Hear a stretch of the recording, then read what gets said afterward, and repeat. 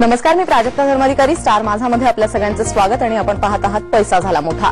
Naik wealth, star माझा आणि लोकसत्ता यांच्या संयुक्त विद्यमाने गुंतवणुकीची गुरुकिल्ली हा खास कार्यक्रम मुंबईतल्या विले पार्लेमध्ये नुकताच आयोजित करण्यात आला होता आणि त्यामध्येच गुंतवणूक क्षेत्रातल्या दिग्गजांनी सहभाग नोंदवला. आजच्या पैसा झाला मोठामध्ये आपण बघणार आहोत याच कार्यक्रमाची खास क्षणचित्र. गर्दी तर क्रिकेटच्या सामन्यांना पण जमते, पण ती गर्दी वेगळी, ही गर्दी वेगळी.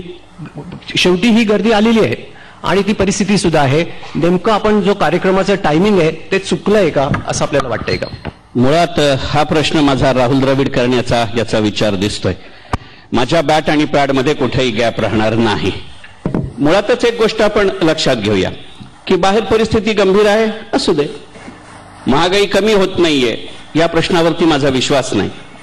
मुळातच स्कॅम यांनी बाजारावरती दीर्घकालीन परिणाम होतो याच्यावर विश्वास ठेवण्या इतके आपल्यापैकी कोणीही आता दूधखोळे राहिलेलं नाही. स्कॅम होत राहणार, त्यानुसार कायदे बदलत राहणार आणि तरीही बाजार पुढे जात राहणार, ही वस्तुस्थिती आहे. मी बाजार असा शब्द अशा अर्थाने म्हणतोय की मुळातच त्याच्यामध्ये पहिल्यासारखं आता राहिलेलं नाही की शेअर बाजार आणि इतर गुंतवणुकीची साधनं. ते आता आपण शेअर बाजार आणि इतर गुंतवणुकीची साधनं म्हणण्यापर्यंत आलोय. पूर्वी शेअर बाजार विरुद्ध इतर गुंतवणुकीची साधनं असं आपण म्हणत होतो. 2-3 गोष्टी आपण लक्षात घेऊया की आता तू जे काही 4-5 मुद्दे मांडलेस की विदेशी गुंतवणूकदार येत नाहीयेत किंवा विदेशी संस्थात्मक गुंतवणूकदार खरेदी विक्री करतायत, ही त्या नाण्याची एक बाजू झाली. दुसरी बाजू आपण अशी लक्षात घेऊया की मुळात जर खरोखरच संस्थात्मक गुंतवणूकदार, ज्याला आपण इन्स्टिट्यूशनल इन्व्हेस्टर्स असं लोकप्रिय मराठी भाषेत म्हणतो, हे जर खरोखरच संख्येनं कमी येत असतील, खरोखरच शब्दाला खूप महत्व आहे, तर तुमच्या माझ्यासारख्या सर्वसामान्य वैयक्तिक गुंतवणूकदाराला गुंतवणुकीच्या अनेक संधी मोकळेपणाने उपलब्ध होतील, ही परिस्थिती आहे. आपण एक गोष्ट इथे आवर्जून मी लक्षात घेऊ इच्छितो की तू 2011चा उल्लेख केलास आणि सुनील, तू असं म्हणलास की जगभरात सगळी परिस्थिती वाईट आहे आणि तरीही संस्थात्मक गुंतवणूकदार येत नाहीयेत. आपण जर आजही सेबीच्या वेबसाईटवरती गेलो आणि गेल्या 5 वर्षात दरवर्षी नव्यानं नोंदणी झालेल्या FII संख्या बघितली तर तुझ्या असं लक्षात येईल की 2011ची सरासरी इतर वर्षांपेक्षा कमी नाही. पहिली गोष्ट. दुसरी गोष्ट, याच्याकरता जी काही थोडीफार अडचण असू शकेल, तो शेवटी टायमिंगचा भाग असतो, तर त्या दृष्टीनं आपल्याहीकडे वेगवेगळ्या स्वरूपाचे गुंतवणूकदार येत आहेत, ही गोष्ट आपण लक्षात घेऊया. आणि ज्या प्रमाणात गुंतवणुकीची इतर क्षेत्र मोठ्या प्रमाणामध्ये मोकळी होण्याची शक्यता दिसते, ते पाहू जाता मला हा कार्यक्रम या वेळेला घेणं जरा सुद्धा अस्थानी किंवा अनाठाई वाटत नाही. जर आपण 5 तारखेला जमत असू तर 5 जानेवारी ते 15 मार्च 16 मार्च जी टेंटेटिव्ह बजेटची तारीख आहे, या 2 महिन्यात पूर्णपणाने आपल्या जवळ असलेल्या गुंतवणुकीच्या सर्व साधनांचं रेकॉर्ड किपिंग तयार करून ठेवून त्याची आत्ताची माझी कॉस्ट ऑफ होल्डिंग किती आणि त्याची माझी आत्ताची कॉस्ट ऑफ ॲक्विजिशन किती याचा विचार करून येणाऱ्या बजेटच्या दृष्टीनं इन्कम ओरिएंटेड, इक्विटी ओरिएंटेड आणि ग्रोथ ओरिएंटेड अशी इन्व्हेस्टमेंट करायला याच्या इतका चांगला दिवस नाही. म्हणजे गुरुपुष्यामृत एकदाच येतं. मला वाटतं यंदा वर्षभर गुरुपुष्यामृत येण्याची शक्यता नाकारता येत. जनरली म्हटलं जातं की गुंतवणूक ही भावनेचा खेळ आहे. आपण आता सगळं हा आकड्यांचा खेळ होतो, पण असं सुद्धा म्हटलं जातं गुंतवणूक भावनेचा खेळ आहे, आकड्यांचा खेळ नाही. Investment is a emotional game, not statistics game. तुमचं त्याच्याबद्दलचं मत?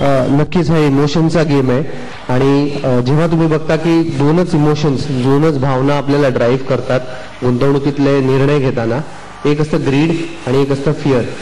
जेव्हा तुम्ही ग्रीडी होता, जेव्हा तुम्हाला जास्त लाभ हवा असतो, तेव्हा तुम्ही तो लाभ मिळवण्याची जी वृत्ती असते ती लोभात कन्व्हर्ट होते, तेव्हा तुम्ही गुंतवणूक करता.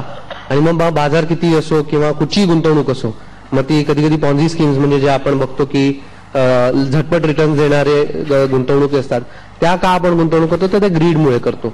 आणि कधी कधी आपण कुठच्या बँकेत देखील गुंतवणूक करत नाही. त्याचं कारण काय असतं तर फिअर असते की माझं कॅपिटल लूज होईल. सो गुंतवणूक हे केवळ इमोशनचाच गेम आहे. आणि पीटर लिंच नी एक उत्तम उदाहरण किंवा एक उत्तम वाक्य त्यांनी म्हटलंय. ते म्हणतात की जर मेंदू ब्रेनचा खेळ असता, गुंतवणूक हा ब्रेनचा खेळ नक्कीच नाहीये. सगळ्यात महत्वाचा अवयव म्हणजे तुमचं पोट आहे की जर तुमची गुंतवणूक 20% खालती गेली तर तुमच्या पोटात काय रिॲक्शन होतात, तुम्हाला कसं फील होतं, ह्यावरती तुमचं गुंतवणुकीचं कॅलिबर किंवा गुंतवणुकीकडे बघण्याचा दृष्टिकोन डिसाईड होतो. सो मला असं वाटतं की गुंतवणूक हा नक्कीच भावनांचा खेळ आहे. तुम्ही कशा प्रकारे त्या भावना गर्दी किंवा इतर कोण डिसाईड होतो. सो मला असं वाटतं की गुंतवणूक हा नक्कीच भावनांचा खेळ आहे. तुम्ही कशा प्रकारे त्या भावना गर्दी किंवा इतर मार्केटपेक्षा कंट्रोल करू शकता त्यावरती तुमचं सक्सेस डेव्हलपमेंट करणं म्हणजे टॅक्स इव्हेजन असं का आहे का, आणि असल्यास डीटीसी मध्ये काय होणार आहे, असे दोन्ही प्रश्न आहेत आपल्यासाठी. बरेचसे प्रश्न असे आमच्या समोरही येतात. माझ्या मते करनियोजन म्हणजे कायद्याच्या चौकटीत राहून केलेली चोरी असं आपण त्याला स्वरूप दिलं. उदाहरण द्यायचं झालं तर सॅलरीड जे एम्प्लॉईज आहेत त्यांना हाऊस रेंट अलाउन्स हा मिळतो, ज्याची एक्झम्पशन ते क्लेम करू शकतात जर त्यांनी भाड्यापोटी जर खर्च केला असेल तर कायद्यामध्ये अशी काही तरतूद नाही की भाडं कोणाला द्यावं. तर दोन गोष्टी नक्की आहेत की जागा माझ्या नावावर असता कामा नये आणि मी भाड्यापोटी खर्च करत असतो.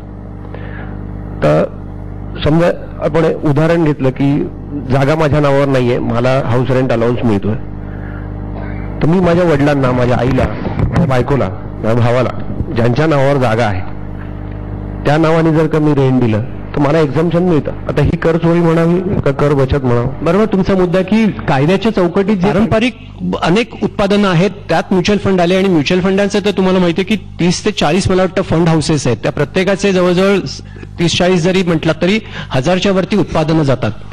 निवडीचे म्हणजे पर्याय जेवढे वाढतात तेवढं निवड करणं पण कठीण जातं. आता बघाल न्यूयॉर्क स्टॉक एक्सचेंजमध्ये म्युच्युअल फंड युनिट्स या न्यूयॉर्क स्टॉक एक्सचेंजमध्ये जितके शेअर्स आहेत त्याच्यापेक्षा जास्त आहेत. तशी स्थिती इंडियामध्ये तरी नाहीये. इंडियामध्ये तुम्ही म्हणाप्रमाणे 40 एक फंड हाऊसेस आहेत. साधारणपणे सगळ्यांचे मिळून इक्विटी स्कीम्स जर का तुम्ही म्हणाल तर साधारणपणे 350-400 स्कीम्स असावेत. इंडियामध्ये साधारणपणे 150 ते 250 बँका आहेत. 150 ते 250 बँकांचे पण वेगवेगळे प्रॉडक्ट्स आहेत. सो आय थिंक हे इनएव्हिटेबल आहे की प्रत्येक इन्स्टिट्यूशन, वेदर ती बँक असू दे, इन्शुरन्स असू दे किंवा म्युच्युअल फंड असू दे, प्रत्येक इन्स्टिट्यूशन शेवटी सगळे बुके ऑफ प्रॉडक्ट्स क्रिएट करण्याचा प्रयत्न करणार. आय थिंक कस्टमरच्या दृष्टीने किंवा इन्व्हेस्टरच्या दृष्टीने आय थिंक आर्थिक साक्षरता इज इम्पॉर्टंट, आणि सिलेक्शन करता येण्याची he should know how to select it. आणि one of the main things for आर्थिक साक्षरता वुड बी की मी जो काही फायनान्शियल प्रॉडक्ट विकत घेतोय त्याची किंमत किती आहे. ती अनफॉर्च्युनेटली आपण जेव्हा शर्ट घेतो तेव्हा शर्टाची आपल्याला किंमत कळते, पण फायनान्शियल प्रॉडक्टमध्ये आपण गुंतवतो त्या गुंतवणुकीला एक कॉस्ट आहे. ती कॉस्ट ज्याला कळते ती माझ्या दृष्टीने तो माणूस आर्थिक साक्षर म्हटला जाईल. म्हणजे त्यांनी गाईडन्स माझ्या मते एक तर तुम्ही स्वतः साक्षर व्हा. आणि हे काय रॉकेट सायन्स नाही. मी आता रिसेंटली मी असं वाचलं सुद्धा की सीबीएसईनी करिक्युलम मध्ये 12वीला सुद्धा बेसिक फायनान्शियल लिटरसी सुरू केलेली. स्वतः आर्थिक साक्षर होणं